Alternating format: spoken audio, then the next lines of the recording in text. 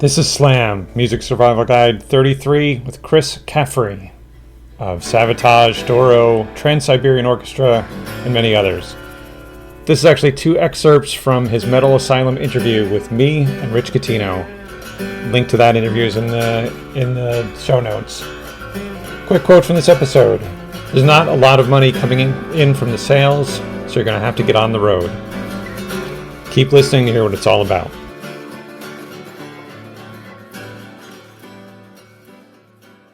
You've seen a lot of ups and downs in this industry, and you've seen, for yourself and for other people. What advice do you have for young musicians, kind of just at the start of their careers? How do they kind of stay sane and survive?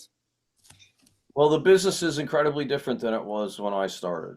Artist development really doesn't exist anymore out of your own computers. So that's the good thing is you're able to develop yourself and you can get a lot of exposure with that. I think the most important thing people need to do, like I always say, is if it's what you want to do, don't expect it to be easy. There's not a lot of money coming from the sales, so you're going to have to get on the road, and that's takes separating yourself from normal life to make that happen. And I think as I look where the business is now, I think it's really important for people to get an identity. I think that is the most important thing. And I see some of the younger bands and I watch some of the front men and I see how things are going. And I think it's really important to have, get your thing and try not to be something that people think you should be. I think that's a lot of times mistakes that I'd made in the past in certain projects and things where people were asking for a certain direction, expecting you to do a certain thing. Just be yourself, and that's when that honesty will come out and transmit over to the people that you like, and just become the best you can possibly be at your art, because there's a lot of people that want to do what you want to do. That was for me when I walked away from Sabotage to work with my brother, and that didn't work out. I was in a situation where I was like, holy shit, I don't want to freaking work at McDonald's, so I'm going to start. I practiced probably 13 hours a day at that point in time, going, I need to get my playing to another level. And I just kept playing and playing and playing, and then I eventually went down and started working with John on Butcher. And even when Chris went to see us play live with Dr. Butcher, he's like, what the heck did you do? He said, you've gotten really, really good. And I was like, well, I slept with my guitar for that reason. Like I said, I realized that after a while that I was in the band I wanted to be in when I left Savatage to work with my brother, and I wasn't sure if I was ever going to get that back. And I was lucky enough to start working with John, but my main goal was to be like, I'm going to be as good as I possibly can. I'd gotten gigs and I was able to get in bands, but a lot of, the MTV was important at that time. I was a pretty boy. I was able to land gigs pretty easily at that point in time because I was a good, decent player and I was a good performer, and I never did drugs. So it was just like, I was, relatively easy to work with. And I just think that you need to perfect your art and be as good as you possibly can. And I always tell everybody that 1 + 1 is 3. And if you can't accept that, get out.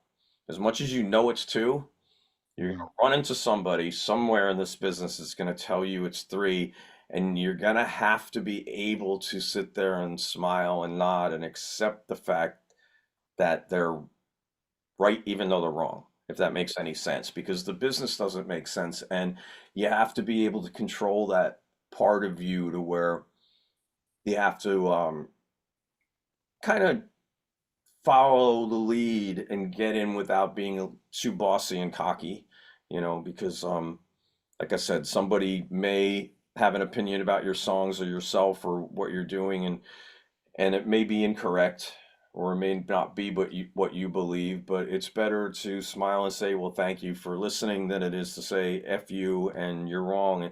Because then you don't want to be that person that if a gig does come up and then they mention your name, it's like, I dealt with him. He's, this, nah. It's like you want to have a good rep.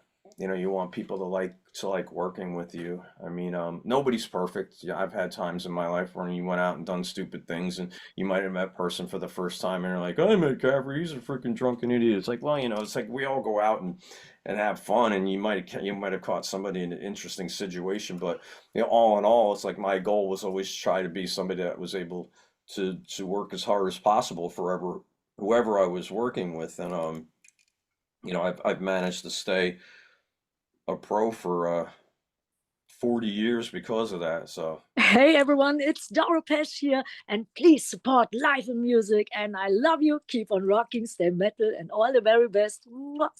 This was Doro.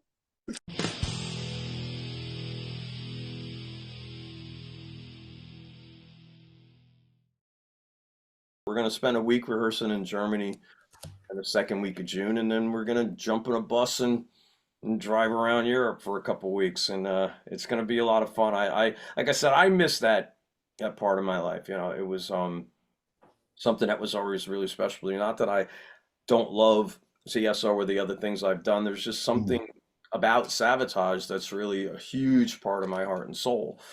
So with that gone, I think I was always looking for something, or would see the festivals and do the shows I was doing with Doro and other bands. And, I was always happy for her to be playing, but deep inside me, I was going, I really wish that Yeah. my band would play again. And now that we are, it's like I said, there's a evenness, I think things connect really well, even when I was, mentioning when the bad things happen in life and the challenging things, if you have that kind of that, I don't even know what to call it. It's like a wedge. It's something that's holding your energy together to help you deal with the things that may not be the most perfect at the time.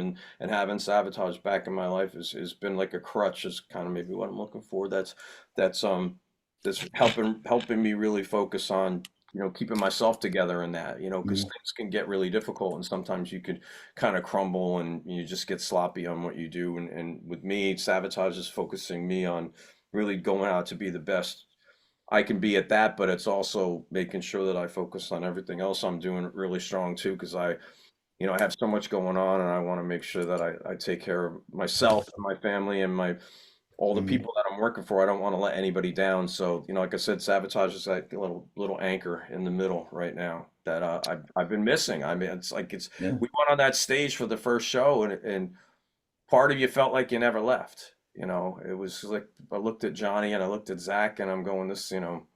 been a long time, but that's my brothers, and this is my band, and that was such a huge part of my life since 1987. I've been a part of that family, and like I said, I Yeah. love TSO, and I'm blessed to be a part of that.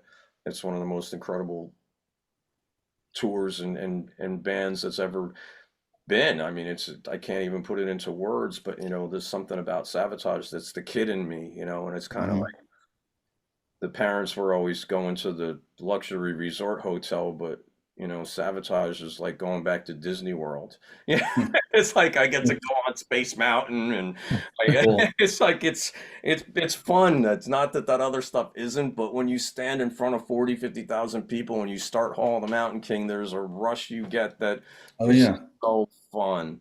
And you watch them and you're playing those songs, and those songs are so good, and it's so Yeah. powerful. And that's when I feel like when I watch the Scorpions, when they open their show with Coming Home, I got that song immediately. It was like Yeah. exactly how I felt being on the stage, every second.